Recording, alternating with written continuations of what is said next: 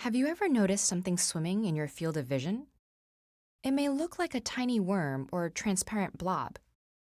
And whenever you try to get a closer look, it disappears, only to reappear as soon as you shift your glance. But don't go rinsing out your eyes. What you are seeing is a common phenomenon known as a floater.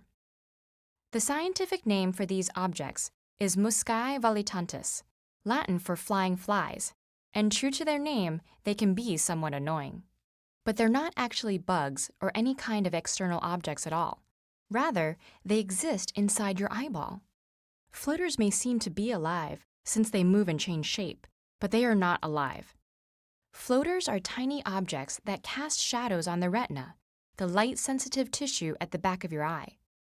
They might be bits of tissue, red blood cells, or clumps of protein.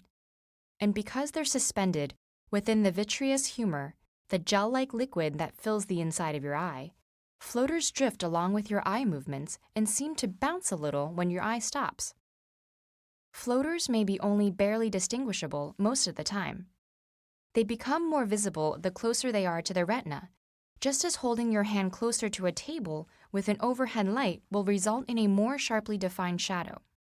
And floaters are particularly noticeable when you are looking at a uniform bright surface, like a blank computer screen, snow, or a clear sky, where the consistency of the background makes them easier to distinguish.